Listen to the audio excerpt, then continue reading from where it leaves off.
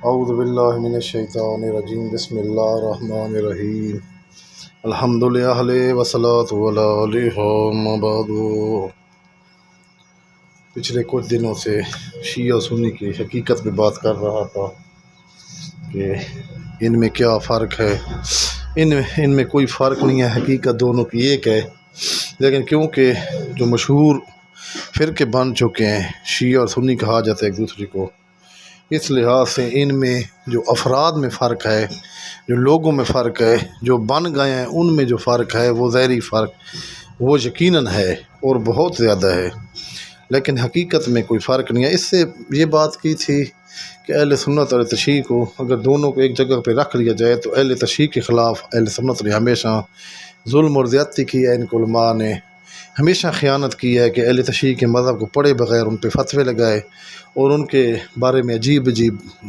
غلط باتیں کی اور ان کو مکمل طور بدنام کیا، اور جیسا کہ موجودہ دور کے بڑے بڑے ان کے علماء بھی اس چیز کو مان رہے ہیں کہ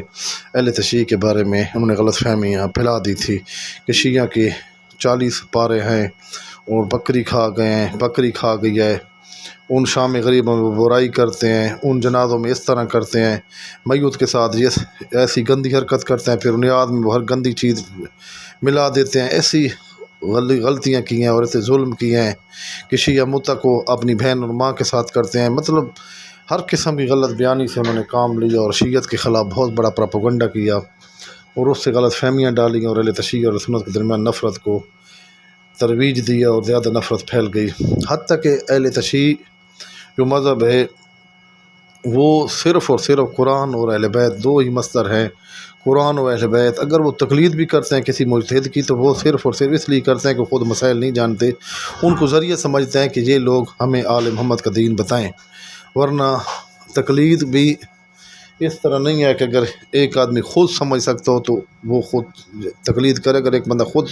اس طرح قابلیت رکھتا ہے کہ مسئلے سمجھ سکتا ہے تو خود قرآن و حدیث پہ عمل کر سکتا ہے، تو کرنا چاہے تو کر سکتا ہے۔ تو ویسے ان لوگوں کی تقلید فطری عمل ہے کہ ہر بندہ جو چیز نہیں جانتا وہ جاننے والے کی طرف رجوع کرتا ہے، اس لحاظ سے تقلید کی جاتی ہے۔ مجتہدین بھی اپنی مرضی سے کچھ بات نہیں کہہ سکتے، حتیٰ کہ رسول اکرم صلی اللہ علیہ وآلہ وسلم بھی اپنی مرضی سے کچھ نہیں کہتے، جو کچھ کہتے ہیں وہ خدا کی مرضی اور منشا ہوتی ہے۔ تو جب اللہ کا نبی اپنی مرضی سے کچھ نہیں کہہ سکتے تو ایک مجتہد اور ایک عام بندے کی کیا جرأت ہے کہ وہ دین میں اپنی مرضی کرے۔ تو پیغمبر اسلام صلی اللہ علیہ وسلم نے جو دین لائے ہیں وہ دین دراصل اللہ کا دین ہے، اور وہ چیز ہی رسول اکرم صلی اللہ علیہ وسلم نے بتائی ہے جو دین اللہ کی وحی ہے۔ اس لیے قرآن نے کہا ہے کہ تو کچھ بولتا نہیں اپنی زبان سے، بس وہی بولتا ہے جو اللہ کی وحی ہوتی ہے۔ تو رسول اکرم صلی اللہ علیہ وآلہ وسلم نے جو دین لوگوں تک پہنچایا وہ دراصل وہی ہے، اللہ کا پیغام ہے۔ دراصل جو پیروی رسول ہے وہ دراصل اللہ کی پیروی ہے، بس رسول کی اطاعت ہی اللہ کی اطاعت ہے۔ تو اس سے ثابت ہوا کہ اطاعت صرف اللہ کی ہے، رسول اطاعت کا ذریعہ ہیں اور انہی کی ذریعے سے ہم نے اللہ تک پہنچنا ہے اور انہی کے ذریعے سے دین ہم نے حاصل کرنا ہے۔ تو اطاعت صرف اللہ کی ہے، ذاتی طور صرف اللہ کی اطاعت ہے، یہ عطائی طور پہ اللہ کے رسول کی عطا ہوئی ہے اطاعت کہ اللہ کی طرف سے ان کی اطاعت ہے کہ اللہ نے فرمایا کہ رسول کی اطاعت کرو گے تو گویا تم نے اللہ کی اطاعت کی۔ اس لیے ضروری ہے کہ جو دین ہے وہ صرف اور صرف اللہ کی مانی ہے، کسی کی ذاتی بات کو نہیں ماننا، پر رسول کی جو بات ہے وہ اللہ کی بات ہے۔ اس لیے ضروری تھا کہ پیغمبر اسلام کے دین کے جانے کے بعد ایسی ہستیاں کو رسول اکرم دین کا محافظ بنا کے جائے، دین مکمل ہو چکا تھا، کو دین کو مکمل طور جانتے ہوں اور لوگوں کو مکمل صحیح دین بتائیں تاکہ لوگ ہدایت پہ قائم رہیں اور گمراہی سے بچ جائیں۔ اس لیے پیغمبر اسلام نے دو چیزیں چھوڑی تھی، قرآن و اطاعت اہل بیت، اور فرمایا تھا ان دونوں تمسک کرو گے تو کبھی گمراہ نہیں ہوگے۔ تو یہ سنت ہے اہل بیت کو دیا رسول اکرم نے کہ یہ لوگوں گمراہی سے بچانے والے ہیں، ہدایت کی طرف لے جانے والے ہیں۔ تو جو ہدایت کی طرف لے جائے اور گمراہی سے بچائے، اسی ہستیوں کو معصوم کہا جاتا ہے۔ تو یہ وہ لوگ ہیں جو کبھی نہ خود گمراہ ہیں نہ کسی، بلکہ ان کی پیروی میں بھی ہدایت ہے۔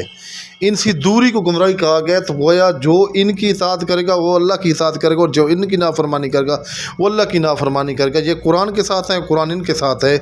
تو اس حدیث سے واضح پتہ چلتا ہے کہ پیغمبر اسلام کے بعد اہل بیت سے دین لینا ہے۔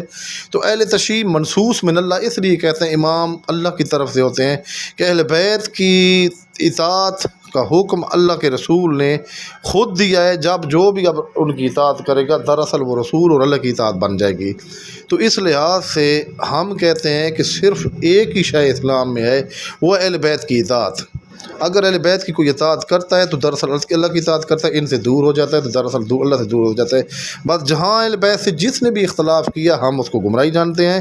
اور جس نے اہل بیت کے مطابق عمل کیا ہم اس کو ہدایت جانتے ہیں۔ تو ہمارے پاس جو دلیل ہے وہ یہی ہے کہ پیغمبر اسلام کی یہ حدیث اور اس کے ساتھ متواتر اور بھی حدیثیں ہیں، بلکہ اگر دیکھا جائے تو قرآن آیات بھی موجود ہیں، جیسے کہ اطیعوا اللہ واطیعوا الرسول والی الامر منکم۔ آگے میں اس پہ بھی باتیں کروں گا اور انشاءاللہ وضاحت بھی مزید کروں گا۔ اللہ کی ذات ہمیں محمد و آل محمد کے نقش قدم پہ چلنے کی توفیق دے۔ اللہم صلی علی محمد و آل محمد۔